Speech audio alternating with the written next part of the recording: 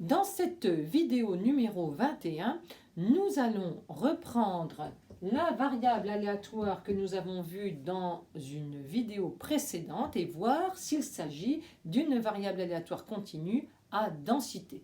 Nous avions établi sa fonction de répartition. Alors, il faudrait qu'on trouve une fonction petit f définie sur R qui soit positive, continue par morceaux et dont l'intégrale de moins l'infini à x donne f grand X de petit x pour tout x. Si on observe bien ceci, en réalité, je n'ai pas beaucoup le choix pour la fonction petit f. Ainsi définie, il faut que petit f soit la dérivée de grand F. Voyons si en dérivant cette fonction là où c'est possible, on obtient une densité convenable. Alors, tout d'abord, on va regarder si f est dérivable. Grand F est bien continu. On peut faire un dessin, mais on va vérifier déjà que f est continu. La valeur en 0 vaut 0, 0 au carré sur R2, ça fait 0, et c'est bien égal à la limite à gauche, quand x tend vers 0, donc par la gauche de grand fx, c'est égal bien sûr à la limite à droite, quand x tend vers 0, de grand fx.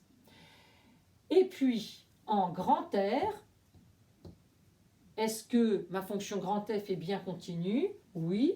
Lorsque x tend vers R à gauche, on remplace ici, ça nous fait R2 sur R2 et j'obtiens bien f de R qui est égal à 1. Et puis à droite, la limite, comme c'est une fonction constante, c'est très simple à calculer, il n'y a rien à faire, la limite est égale à 1. Donc f de grand X est bien continu. Qu'est-ce que cela donne quand on veut faire sa représentation graphique à main levée? Alors, il va falloir positionner le 0 et le réel R. Lorsque x est strictement négatif, f vaut 0, f de 0 vaut 0, f de R vaut 1. Lorsque x est plus grand que R, ma fonction f grand X est constante et égale à 1. Et puis entre les deux, eh bien, j'obtiens un morceau de parabole, 1 sur R2 fois x2. Il s'agit de quelque chose qui a cette allure.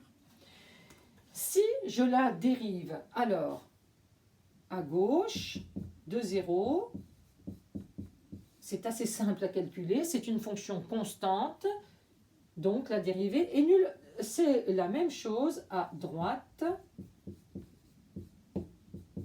La dérivée de 1 fait 0. Donc ceci, ça va être pour x strictement négatif et ceci pour x strictement plus grand que R.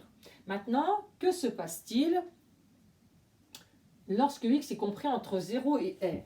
Alors, je vais pouvoir dériver pour x compris entre 0 et R strictement et on va voir quel raccordement on peut faire sur 0 et R.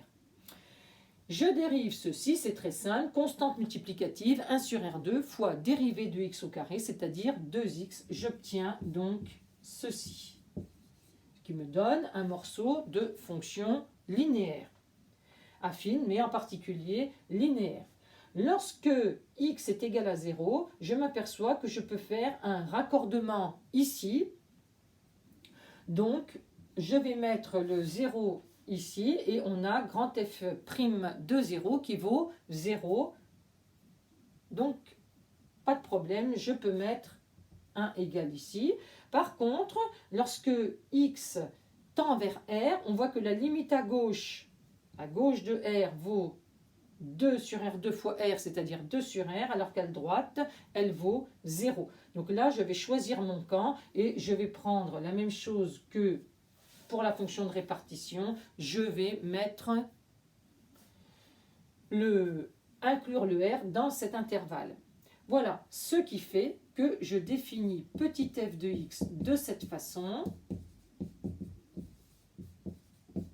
Petit f de x étant la dérivée de grand F, je vais bien avoir grand fx de x est égal à l'intégrale de moins l'infini à x de f de t dt. Dessinons la représentation graphique de petit f à main levée pour voir ce qu'il en est. Alors, nous avons 0 ici, R ici. À gauche de 0, nous avons ici fonction constante égale à 0, ainsi que à droite. Mais à droite, on a dit que c'était pour strictement plus grand que R, donc je vais ouvrir ici au point grand R 0. Entre les deux, il s'agit d'un morceau de droite, donc f de 0 vaut 0, et puis en grand R, on a dit qu'on avait 2 sur grand R comme image. Donc c'est ici que je mets la petite boule à cause du inférieur ou égal ici, et je vais tracer ce trait ici. Voici la densité. Alors, est-ce qu'on obtient bien une fonction positive? Je rappelle que j'ai mes 3 points à vérifier. Positive, oui. Lorsque x est compris entre 0 et r, cette expression est positive. Là, c'est nul, donc c'est positif ou nul. Continue par morceau, oui. En fait, elle est continue partout, sauf en R. Ici, il y a un saut. Et puis, on a bien, puisqu'on a pris dérivée de grand F ici, on a bien cette égalité. La remarque que l'on peut faire, c'est que une valeur ici de la fonction de répartition, on retrouve en fait, pour le même x ici, la valeur qui est de l'intégrale, c'est-à-dire la surface qui est de 0 à petit x. À bientôt pour la vidéo suivante.